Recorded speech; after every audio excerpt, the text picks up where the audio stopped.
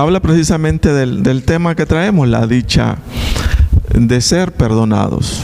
La dicha de ser perdonados. ¿De qué trata este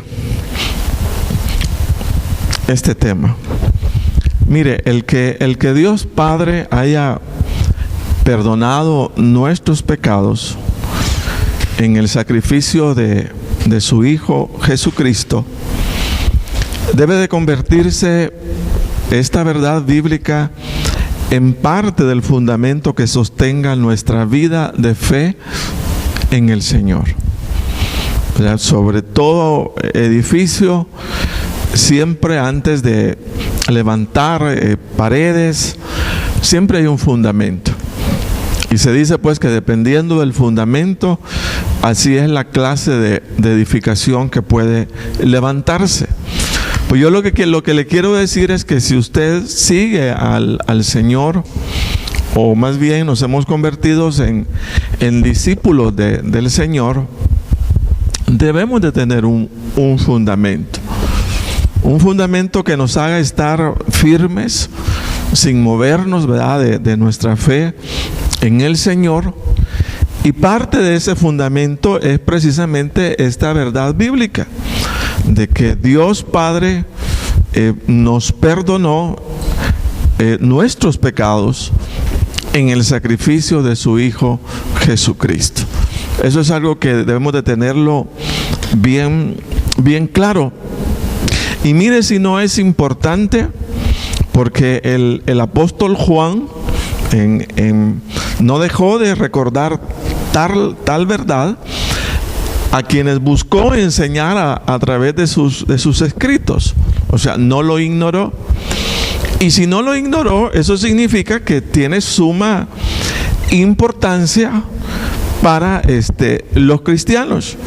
Si usted va a 1 de Juan, capítulo 2, versículo 12, vamos a encontrar referencia de esta verdad bíblica. Entonces dice 1 de Juan 2:12, os escribo a vosotros, y mire, dice, hijitos, no a personas extrañas, sino a hijitos, como que si el Dios Padre, ¿verdad?, nos hablara a cada uno de nosotros, en este caso a través del apóstol. Os escribo a vosotros, hijitos, dice, porque vuestros pecados os han sido perdonados por su nombre. Vuestros pecados os han sido perdonados por su nombre. Entonces, insisto, el apóstol Juan no dejó en el olvido dicha verdad, sino todo lo contrario, la incluyó. Entonces eso es importantísimo, que nosotros igual, ¿verdad?, sostengamos tal verdad y que lo veamos para nosotros como hijos de Dios como un fundamento, fíjese bien, que sostiene nuestra vida de fe en el Señor. Quiero decirle que ningún cristiano que busque perseverar o mantenerse fiel al Señor puede hacerlo sin que entienda la dimensión o alcance de lo que representa o representó el perdón de pecados en Cristo Jesús. Eso es algo que yo debo tener sumamente claro, porque es parte del fundamento de mi fe. Mire, cuando no hay fundamento, las personas giran para una cosa u otra. O sea, a lo mejor surja otro movimiento religioso y ahí van. No tienen un fundamento y por lo cual son movidos para cualquier lado. Pero nosotros los cristianos, los hijos de Dios, repito, como parte de nuestro fundamento debemos tener sumamente claro y preguntarnos para nosotros mismos qué representa o qué representó el perdón de pecados en Cristo Jesús. ¿Verdad? Es importante. Ahora, en cuanto al perdón de pecados, pues yo creo que no es algo que ignoramos. Todos hemos oído y entendido, ¿verdad?, que fuimos sustituidos por Cristo Jesús en el sacrificio o condena que cada uno de nosotros merecíamos por nuestros pecados. ¿Verdad? Dice que por cuanto todos pecaron y todos están destituidos de la gloria de Dios. Lastimosamente la realidad bíblica es así, la verdad bíblica. Todos nacemos, como dijo alguien, en un mundo de esclavos, en un mundo de pecadores, ¿verdad? Nacemos con una raíz de maldad. Y en lugar de recibir castigo, ¿verdad? O condena por el pecado, dice que Dios Padre descargó la ira, su ira santa en su Hijo Jesucristo, cubriendo de esa manera la justicia divina que demandaba el pago por el pecado. Entonces, ahí estaba esperando Dios se cubriera, ¿verdad? Su demanda de justicia. Y algunos dicen, de hecho, y así es, que nadie lo podía pagar. Ningún ser humano podía pagar. Ni llegar, ¿verdad?, con su sacrificio o esfuerzo a una altura tal en donde Dios fuera satisfecho. Por cuanto todos habíamos pecados, entonces ¿quién podía presentar ofrenda delante de Dios? Dice que el único que la podía presentar era Él mismo, porque solo Él daba la medida de la categoría de justicia que se merecía pagar.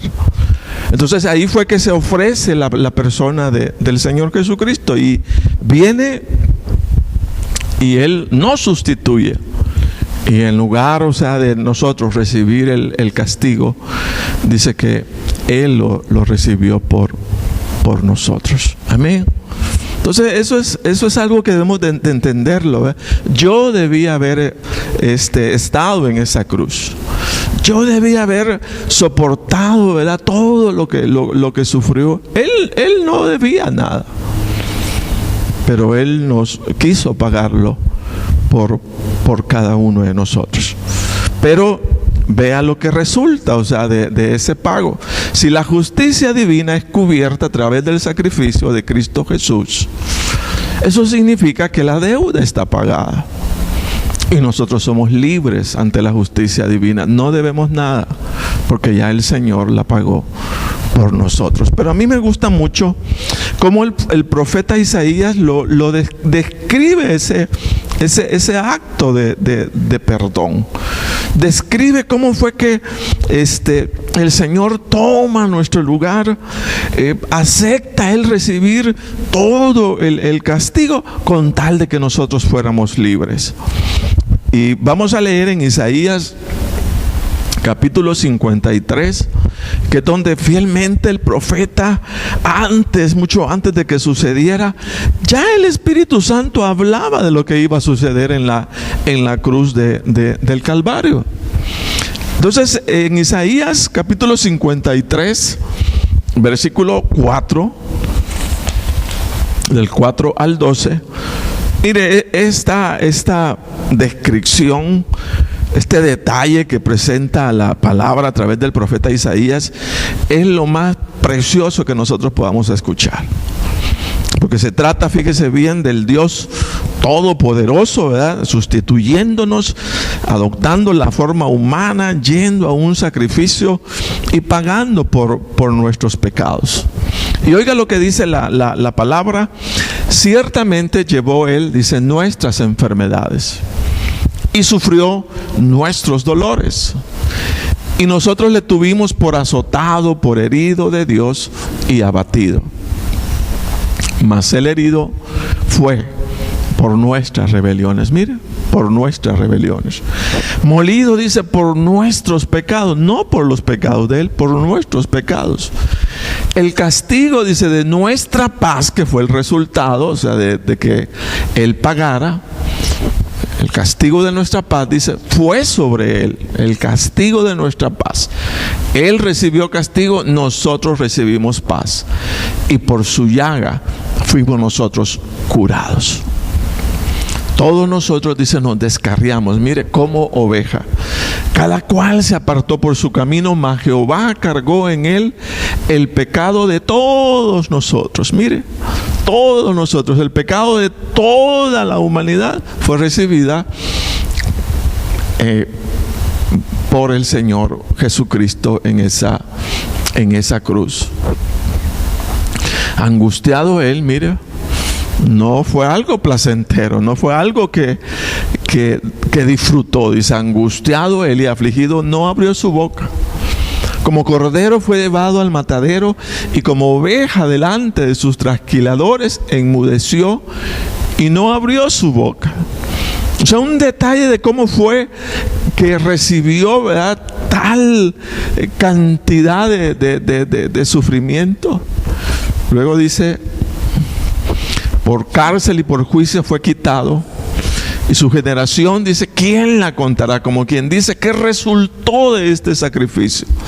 Porque fue cortado de la tierra de los vivientes, y por la rebelión de su pueblo fue herido. Y se dispuso con los impíos su sepultura, mas con los ricos fue en su muerte, aunque nunca hizo maldad, ni hubo engaño en su boca. Un hombre inocente sufriendo. Con todo eso, Jehová quiso quebrantarlo, sujetándole a padecimiento. Cuando haya puesto su vida en expiación por el pecado, verá linaje, vivirá por largos días, y la voluntad de Jehová será en su mano prosperada. Verá el fruto de la aflicción de su alma y quedará satisfecho. Como quien dice, ¿valió la pena? Dice el Señor, sí, valió la pena. Por su conocimiento justificará mi siervo a muchos, y llevará las iniquidades de ellos. Por tanto, yo le daré parte con los grandes y con los fuertes, repartirá despojos, por cuanto derramó su vida hasta la muerte y fue contado con los pecadores, habiendo él llevado el pecado de muchos y orado por los transgresores. Repito, esa es una lectura, la lectura más preciosa, para mí maravillosa, que podamos encontrar en las Sagradas Escrituras. Entonces lo que yo entiendo es si hubo tal sacrificio de parte del Señor Jesucristo por nuestros pecados, si lo que se ofreció, óigase bien, para saldar esa cuenta fue la vida del mismo Hijo de Dios, ¿verdad? Implica, hermanos, que el perdón que Dios Padre extiende al hombre a través de la persona del Señor Jesucristo es un gran privilegio. Y es un gran privilegio, o puede ser considerado como una gran oportunidad que en vida física las personas podemos recibir o experimentar de parte de Dios Padre. O sea, es una bendición, fíjese bien, maravillosa. O sea, el entender y captar, óigase bien, que la justicia divina fue saldada y que lo que resultó de ello es todo, ¿verdad?, por abrazar la fe en el Señor Jesucristo, de que ya no debo nada. Ya todo lo que el mal que pude haber hecho y las consecuencias, o sea, ya las pagó el Señor en la cruz del Calvario. Por eso yo digo y expreso que para la fidelidad, para la permanencia en la fe en el Señor, nosotros debemos de tener clara esta verdad. ¿Por qué? Porque debemos de levantar, hermanos, un valor, una exaltación, una honra, fíjese bien, al sacrificio del Señor Jesucristo. Porque nosotros recibimos bendición en ello. Fíjese que el rey David habló de la bendición en el hombre que hay en la experiencia de recibir el perdón de nuestros pecados. Como para que nosotros vayamos aterrizando diciendo, bueno, y a mí al final, ¿en qué me ayuda? ¿En qué me sirve?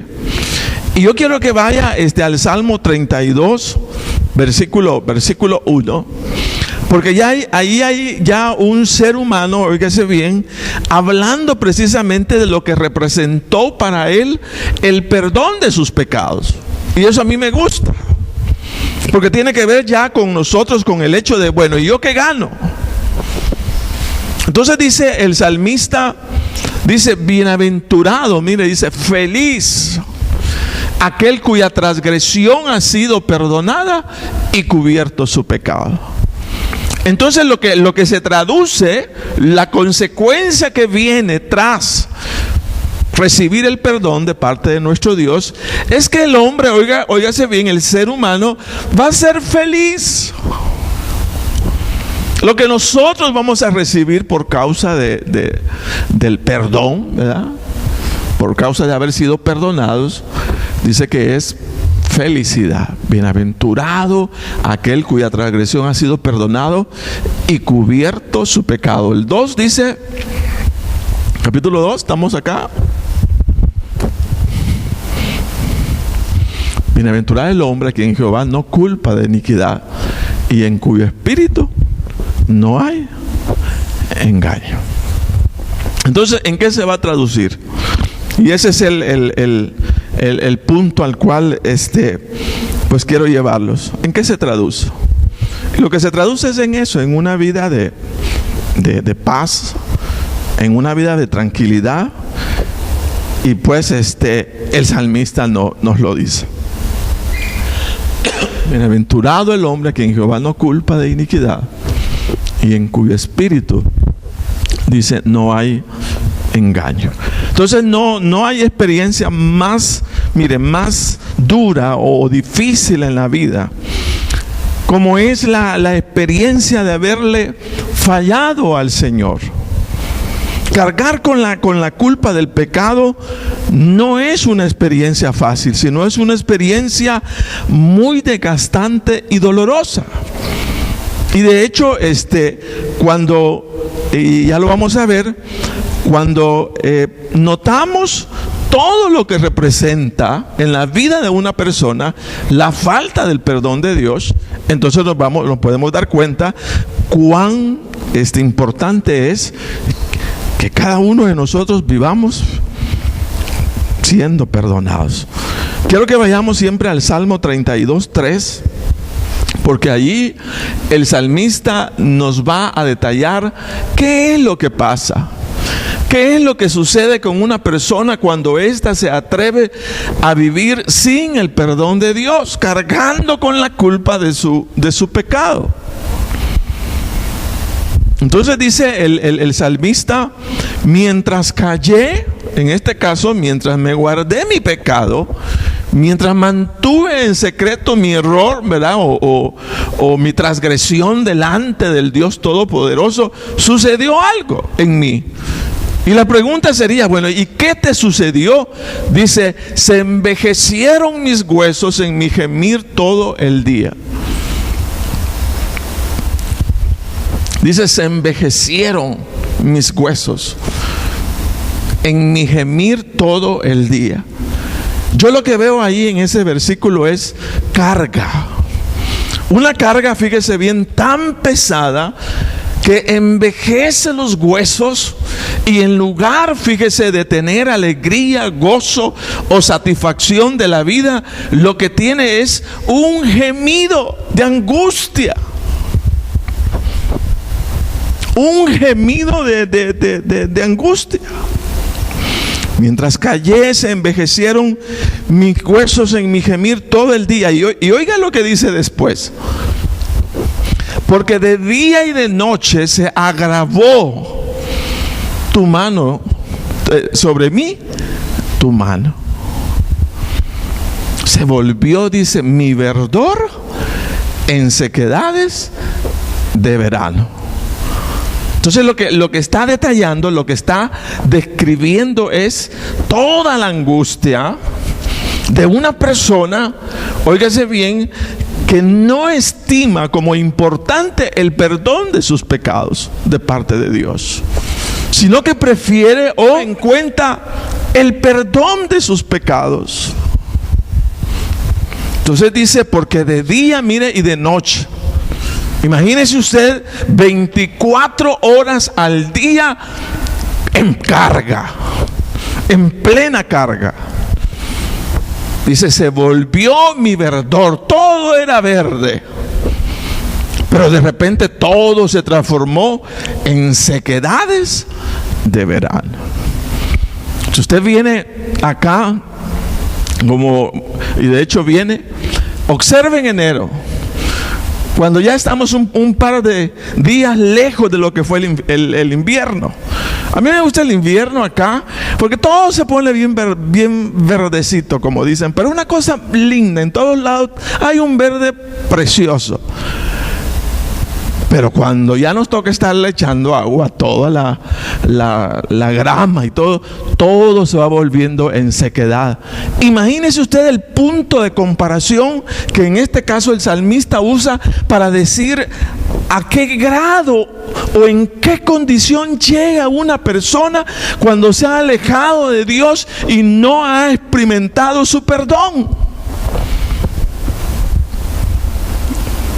Por eso digo que para nosotros el perdón de nuestros pecados y esa experiencia de estar delante de nuestro Dios limpiando nuestra vida debe de ser un fundamento.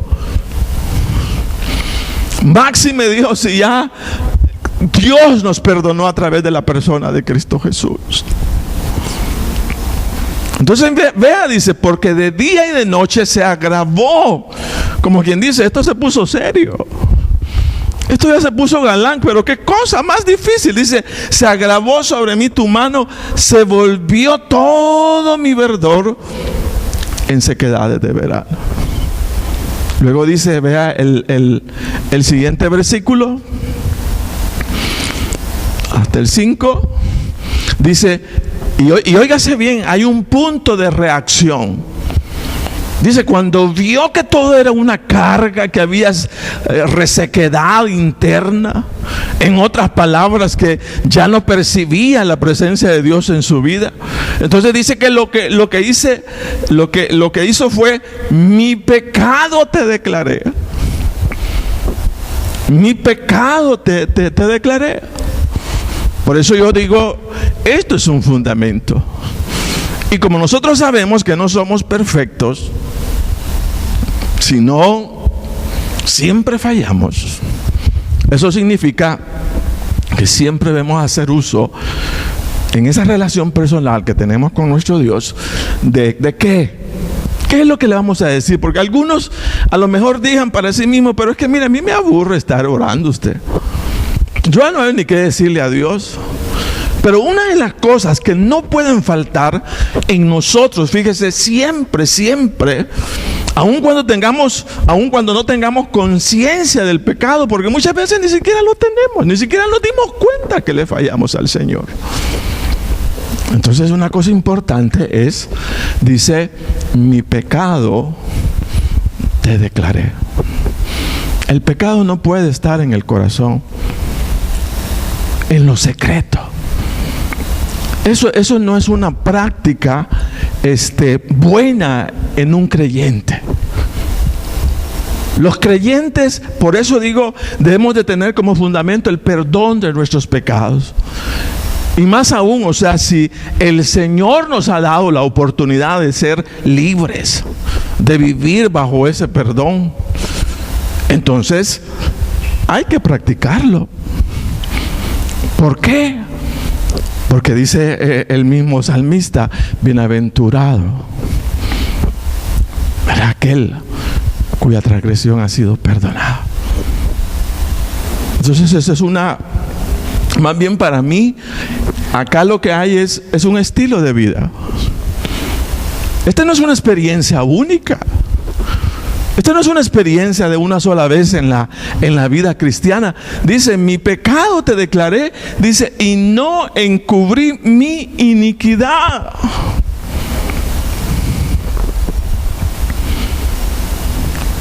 Siempre debemos estar confesando, fíjese bien, nuestros pecados.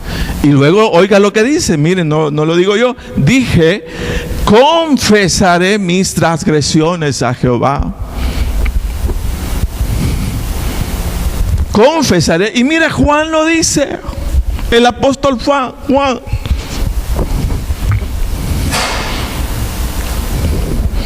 Habla en los primeros versículos de confesar. confesar nuestros pecados. Amén. Primera Juan, me parece 1:9, pero bueno, no nos perdamos. Dije, confesaré mis transgresiones a Jehová. Y óigase bien lo que va a pasar. Lo que va a suceder cuando confesamos nuestras transgresiones, dice, y tú perdonaste la maldad de mi pecado. Ese punto de perdón, este punto de perdón lo estamos necesitando toda la vida, todo el tiempo. No puede haber cristianos sin confesión. Más bien el cristiano debe anhelar poder llegar al delante del Señor, ¿verdad? Sintiendo de alguna manera quizás la carga y presentarse continuamente. Esto es de todos los días. Todos los días, o sea, necesitamos estarle diciendo, Señor, perdóname. De aquello que somos conscientes, y si no hay conciencia, pues decirle, Señor, y el salmista lo dijo, aquel pecado oculto, dice, pecado que no somos conscientes a lo mejor, también perdónanos. Entonces, eso significa que, repito, David en este caso conoció esa gracia. Y conoció, fíjese, la bendición de vivir, o sea, su vida de fe en el Dios Todopoderoso, pero en una relación, óigase bien, a través de la cual todo su ser estaba puesto delante del Dios eterno. Y si había alguna falla, entonces él dice, mi pecado te declaré y no encubrí mi iniquidad. Dije, confesaré mis transgresiones a Jehová, y tú perdonaste la maldad de mi pecado. Amén. Entonces, eso es parte, hermanos. Esto es, repito, esto es algo de todos los días. Por eso yo decía, el cristiano que desee perseverar en el Señor debe de tener como fundamento el perdón de sus pecados.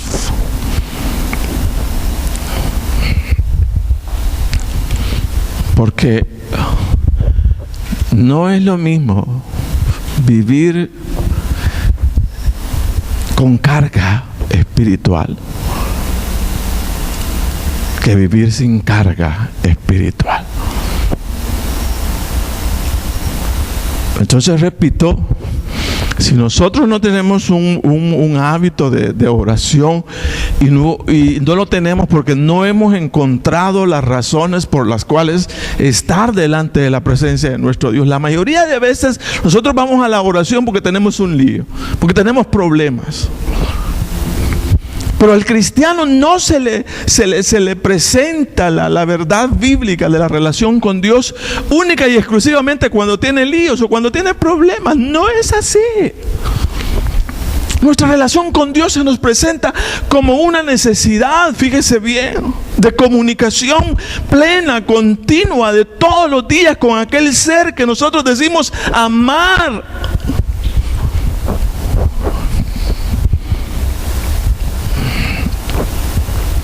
Entonces no se puede decir, bueno, yo amo a Dios, pero no me interesa hablar con Él. Esa es una contradicción.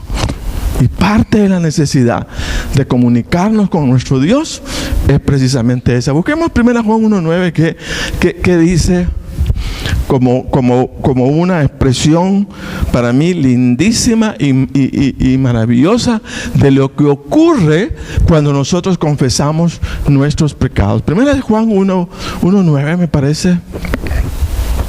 Dice, si confesamos nuestros pecados, mire, si confesamos. Y yo digo, mire, bórrese de su cabeza de que solamente nos comunicamos con Dios para pedir ayuda. No, nos comunicamos con Dios para mantener una buena relación con Él. Entonces dice, si confesamos nuestros pecados, mire, dice, Él es fiel y justo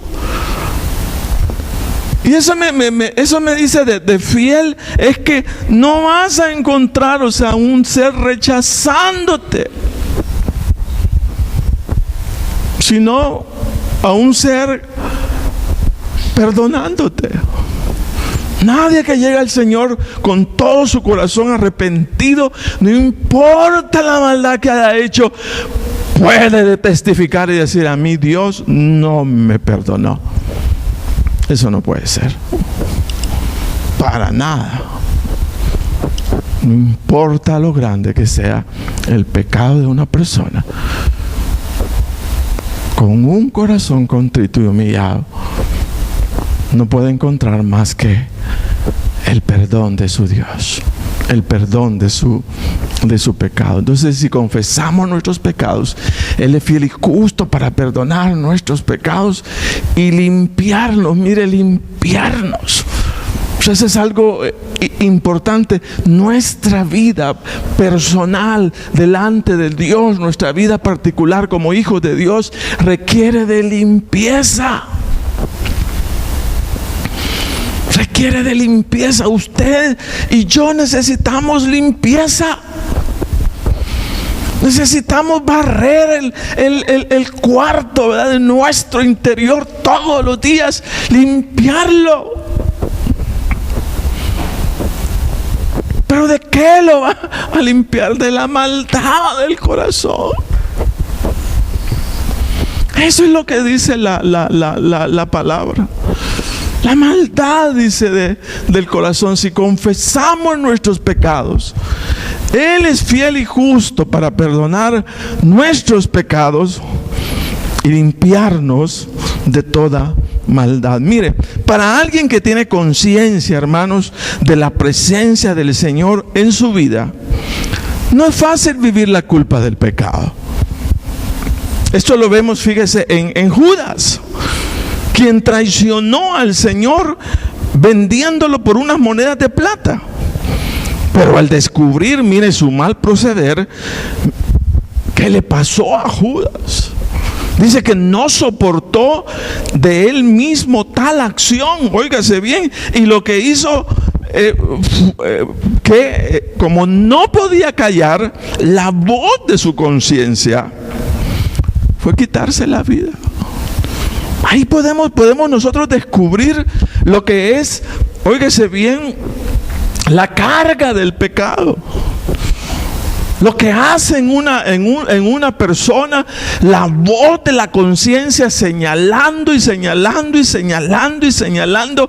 Y cuando la voz de la conciencia lo único que hace es señalar, eso implica que nuestra paz interna ha sido robada. ¿Pero quién la robó? La falta de confesión de pecados.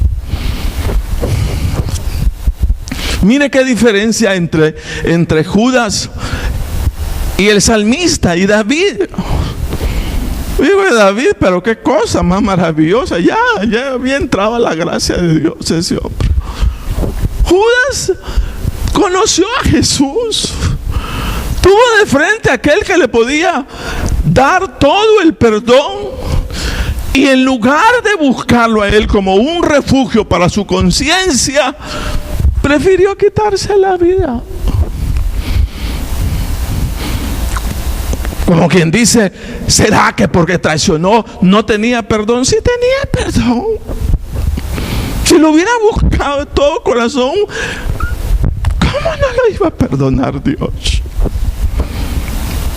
¿Cómo no lo iba a perdonar? Entonces dice, perdón, vamos a buscar en Mateo 27:3.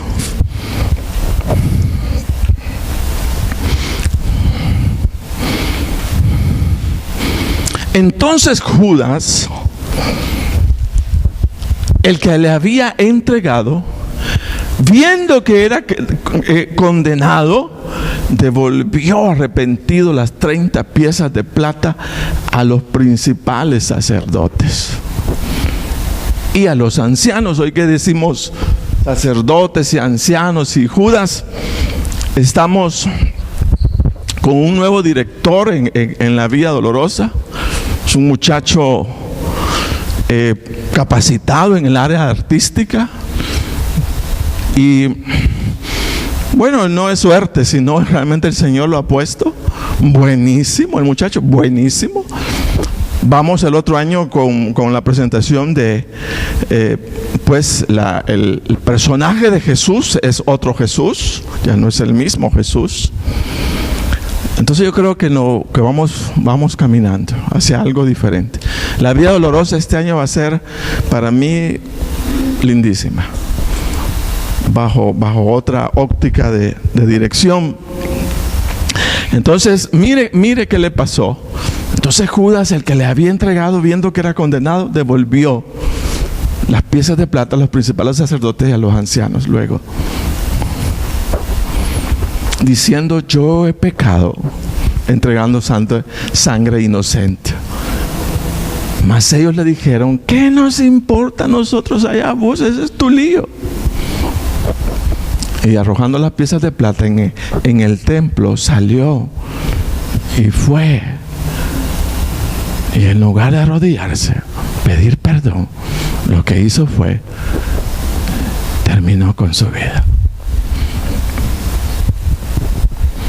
O sea, él eligió su condenación, aun cuando pudo haber sido perdonado. Pero lo que quiero expresar es que como el fundamento sobre el cual nos movemos como hijos de Dios es el perdón de nuestros pecados, óigase bien, la muerte nunca va a ser una opción.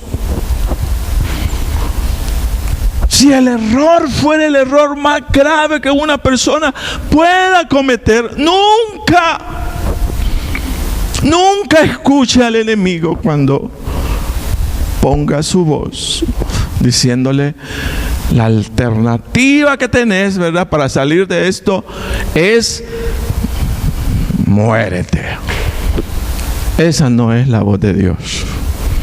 La voz de Dios es de reconciliación, la voz de nuestro Dios es de perdón. La voz que vas a escuchar del Dios Todopoderoso siempre es: en mí vas a tener una nueva oportunidad. Levántate. Has cometido el peor error, pero levántate y vamos caminando. Vamos para adelante. Cuando me imagino Pedro escuchó que el Señor había resucitado, él andaba algo en su corazón, y era que lo había traicionado. Y como quien dice: hoy que nos juntemos, me va a reclamar, ¿verdad? Hay una expresión tan cortita, que cuando el Señor los invita, mire, díganle a los apóstoles, ¿verdad?, que voy a estar en tal lugar, ya sea estando resucitado, ahí nos vamos a juntar todos. Pero solamente hay una expresioncita que dice: y díganle a Pedro. Como quien dice: ayúdenlo. Ese pobrecito está demandando en su propia conciencia, creyendo que lo que yo voy a hacer es condenarlo por lo que hizo. Ya pasó. Al final ayudó a que se cumpliera lo que estaba escrito. Y solo eso le dice. Me parece que en Juan está, ni siquiera los evangelios lo contemplan todo, sino que solo un evangelio. Y dice: díganle a Pedro, dice, que también llegue.